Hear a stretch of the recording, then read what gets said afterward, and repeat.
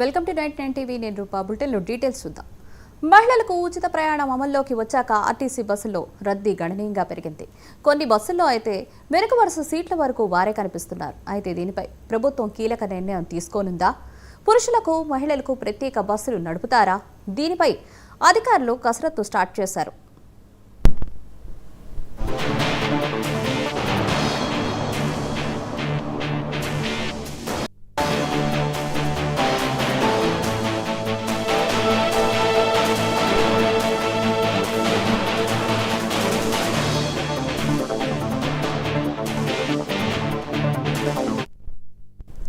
దీనిపై అవసరమైన రూట్లు, సమయాల్లో పురుషుల కోసం ప్రత్యేక బస్సులు నడిపే విషయంపై ఆర్టీసీ యోచిస్తోంది. పురుషులకు ప్రత్యేకంగా సీట్ల కేటాయింపుపైన కసరత్తు జరుగుతోంది. మరోవైపు విద్యార్థులకు సైతం కొన్ని మార్గాల్లో సర్వీసులు నడిపే విషయాన్ని ఉన్నతాధికారులు చర్చిస్తున్నారు. సీనియర్ సిటిజన్లకు ప్రత్యేక సీట్లలో తొలి ప్రాధాన్యం ఇవ్వనున్నట్లుగా తెలుస్తోంది.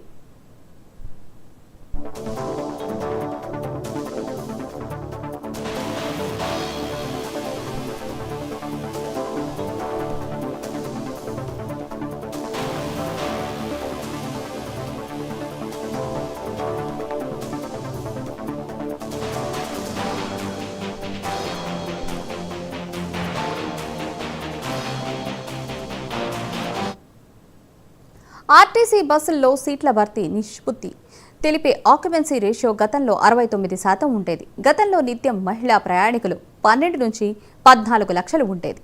కానీ అది ఇప్పుడు 29 లక్షలు దాటుతున్నట్లుగా ఆర్టీసీ గణాంకాలు చెబుతున్నాయి. ఉన్న బస్సులతోనే అంత రద్దీని తట్టుకోవడం ఆర్టీసీకి సవాలుగా మారింది.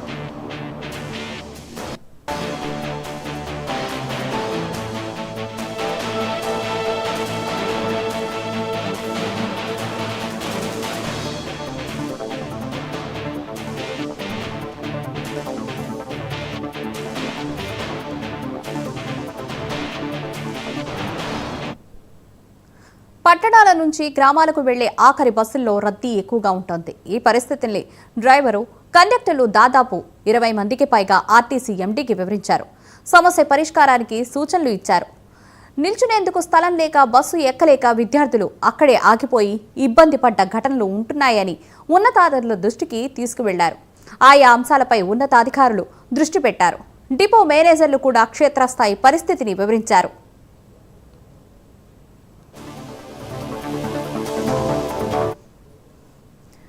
దీనిపై మరిన్ని అప్డేట్స్ ని మా ప్రతినిధి రమేష్ అందిస్తారు. రమేష్. రైట్ రూపా, మహిళలకు ఉచిత బస్సు ప్రయాణం కల్పించినప్పటి నుంచి పురుషులు ఇబ్బంది పడుతున్నారనే చెప్పుకోవాలి. ఎందుకంటే మహిళలు సీట్లలో కాకుండా నిలబడే వైపు కూడా, అంటే జనరల్ సీట్లు ఏవైతే ఉన్నాయో ఆ సీట్లను మొత్తం మహిళలే కవర్ చేస్తున్న పరిస్థితి ఉంది. దాంతో పాటు మొత్తం బస్సు మొత్తం అంటే ఎక్కువ పెద్ద మొత్తంలో మహిళలు బస్సు ఎక్కి, అంటే ఖాళీ స్థలం, అంటే ఒక్కొక్క బస్సులో మహిళలే ఎక్కువగా ఉండడంతో పురుషులు ఖాళీగా లేకపోవడంతో ఎక్కి మళ్ళీ నిల్చోలేక తిరిగి కిందికి దిగి వెళ్ళిపోతున్న పరిస్థితి ఉంది. అయితే దీనికోసం ప్రభుత్వం ప్రత్యేక చర్యలు చేపట్టాలని కూడా భావిస్తున్నట్లుగా తెలుస్తా ఉంది. ఎందుకంటే అంటే పురుషులు అంటే బస్సులు ఎక్కే అంటే ఆ శాతం కూడా తగ్గిపోతుంది. ఇప్పటి వరకు మహిళలు గతంలో కంటే 20% ఎక్కువగా బస్సు ఎక్కుతున్నట్లుగా ఆ లెక్కలు చెప్తా ఉన్నాయి. అయితే ఒక పురుషులే కాకుండా అటు అటు వృద్ధులు, ఇంకా ఇటు విద్యార్థులు కూడా అవసరం పడుతున్నట్లుగా చూస్తూ ఉంది. కొన్ని చోట్ల విద్యార్థులు అయితే బస్సులు ఖాళీగా ఉండకపోవడంతో బస్సులు వెళ్ళిపోతూ ఉండడం దీనంగా అటువైపు చూస్తూ ఉన్న పరిస్థితి కనిపిస్తూ ఉంది. విద్యార్థులు సరైన సమయాలకి అటు కళాశాలలకు కావచ్చు, ఇటు పాఠశాలలకు కావచ్చు వెళ్ళలేని పరిస్థితి నెలకొంది. దీనికోసం ప్రభుత్వం పురుషులకు ప్రత్యేకంగా బస్సులు నడపాలని చెప్పి ఆర్టీసీ అధికారులు భావిస్తున్నట్టుగా తెలుస్తూ ఉంది. ఇదే విషయాన్ని ఇటు పురుషులు, వృద్ధులు, విద్యార్థులు అవస్థలు పడుతున్న విషయాన్ని ఆర్టీసీ సిబ్బంది, ఆర్టీసీ ఎండీ దృష్టికి తీసుకెళ్లడంతో దీనికి చర్యలు ఏం చేపట్టాలని కూడా ఆర్టీసీ యాజమాన్యం ఆలోచిస్తున్నట్లుగా తెలుస్తా ఉంది.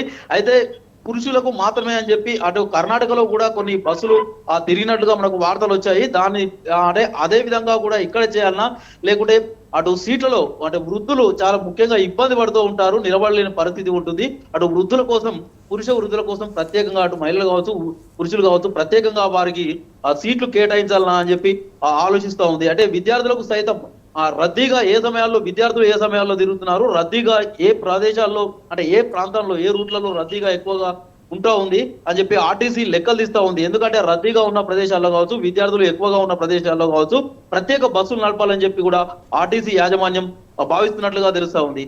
అయితే మహిళలు ముఖ్యంగా చూసుకుంటే అటు ఖమ్మం నుంచి భద్రాచలం కావచ్చు, ఆ రూట్లలో మహిళలు ఎక్కువగా ఆర్టీసీ బస్సులో ప్రయాణిస్తున్నట్లుగా ఇప్పటి వరకు ఉన్న లెక్కలు చెప్తా ఉన్నాయి.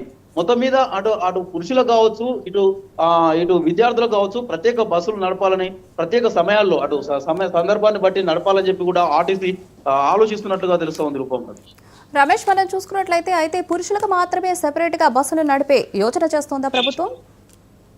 అంటే అటు కర్ణాటకలో కొన్ని ప్రయత్నం చేశారు, పురుషులకు మాత్రమే సపరేట్ గా అని చెప్పి. ఎందుకు అంటే టికెట్లు ఆదాయం వచ్చేది వారితోటే, మహిళలకు 0 టికెట్ కొడుతున్నారు, అది ప్రభుత్వం చెల్లిస్తా ఉంది ఆ డబ్బులు ఆర్టీసీకి. ప్రభుత్వం అంటే వెంబడే చెల్లించదు ఆర్టీసీకి. ప్రభుత్వం తన వీలును చూసుకొని అటు డబ్బులు చెల్లిస్తూ ఉంటుంది ఆర్టీసీకి. అటు ఆ బస్ పాసుల్లో విద్యార్థులకు ఇచ్చే బస్ పాసుల్లో కూడా అదే పరిస్థితి ఉంది. అయితే ప్రభుత్వం ఇప్పటికే చాలా బకాయిలు ఆర్టీసీకి ఉంది. ఎప్పటి నుంచో అటు విద్యార్థులకు ఇస్తున్న బస్ పాసులు కావచ్చు, రాయితీ మీద ఇస్తున్న బస్ పాసులు కావచ్చు, చెల్లించే డబ్బుల్లో చాలా ఆలస్యం జరుగుతూ ఉంది. ఇందులో ఇప్పుడు మహిళలకు ఇచ్చే టికెట్ల విషయంలో కూడా అదే జరగవచ్చు. ఆర్టీసీకి వచ్చే ఏకైక ఆదాయం ఇప్పుడు పురుషులకు ఇచ్చే టికెట్లు. అంటే పురుషులు ఎక్కువ అంటే బస్సులు ఖాళీగా లేకపోవడంతో నిలబడలేక దిగి అంటే ప్రత్యామ్నాయ మార్గాలను చూసుకుంటున్న పరిస్థితి ఉండడంతో వారికి ప్రత్యేకంగా బస్సులు అంటే నడిపితేనే మనకు ఆర్టీసీకి ఆదాయం వచ్చే అవకాశం ఉంది. లేకపోతే మాత్రం ఇదే పరిస్థితి కొనసాగితే ప్రభుత్వం మీదనే ఆధారపడాల్సి వస్తుంది. అంటే ప్రభుత్వం ఎప్పుడు ఇస్తుందా డబ్బులు అని చెప్పి ఆర్టీసీ వేచి చూడాల్సిన పరిస్థితి ఏర్పడతా ఉంది. అదే పరిస్థితి కనుక వస్తే ఆర్టీసీ మరింత కష్టాల్లోకి అంటే వెళ్లే అవకాశం ఉంది. ఎందుకంటే ఇప్పటికే ప్రభుత్వం దగ్గర డబ్బులు లేని పరిస్థితి ఉంది. శ్వేతపత్రాల రూపంలో కూడా వివరించారు. గత ప్రభుత్వం అంటే ఆర్థిక వ్యవస్థను, ప్రభుత్వానికి సంబంధించిన ఆర్థిక వ్యవస్థను నాశనం చేసిందని చెప్పి శ్వేతపత్రాల రూపంలో ఇప్పుడున్న కాంగ్రెస్ ప్రభుత్వం వివరించే ప్రయత్నం చేసింది. ఇట్లాంటి పరిస్థితుల్లో కనుక ఆర్టీసీకి డబ్బులు కనుక రాకపోతే తమ సొంత కాలంలో ఆర్టీసీ నిలబడే పరిస్థితి ఉండదు. అంటే రోజువారి ఖర్చులు కూడా వెళ్లే పరిస్థితి ఉండకపోతే ఆర్టీసీకి కష్టకాలంలోకి వెళ్లాల్సి వస్తుంది. అంటే రిపేర్లు కావచ్చు, కొత్త పార్ట్స్ కొనాలి. ఇప్పటికే కొత్త బస్సులు కూడా కొనలేని పరిస్థితిలో ఉంది. గత ప్రభుత్వం కావచ్చు కనీసం అంటే బస్సులు కూడా కొనలేదని చెప్తా ఇప్పుడు ఉన్న ప్రభుత్వం, గత ప్రభుత్వం అసలు ఒక్క బస్సు కూడా కొనలేదని ఆరోపిస్తా ఉంది. ఇప్పటికీ ఇంకా 2000 బస్సులు కొంటామని చెప్పి ఇప్పటికే ఆర్టీసీ ప్రకటించింది.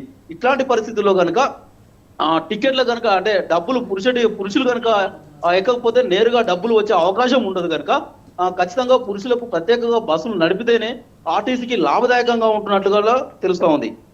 రమేష్, మనం చూసుకున్నట్లయితే విద్యార్థులకైతే చాలా ఇబ్బందులు ఎదుర్కొంటున్నారు. ఎందుకంటే వాళ్ళ స్కూల్స్ కానివ్వండి, కాలేజీలు కానివ్వండి, ఆ వెళ్లే సమయాల్లో బస్సులో రద్దీగా ఉంటే వాళ్ళు స్కూల్స్కి, కాలేజెస్కి లేట్గా వెళ్ళడం, కొన్నిసార్లు మిస్ అవ్వడం కూడా జరుగుతోంది. దీనిపై ప్రభుత్వం ఎలాంటి చర్యలు తీసుకోబోతుందంటారు విద్యార్థుల కోసం?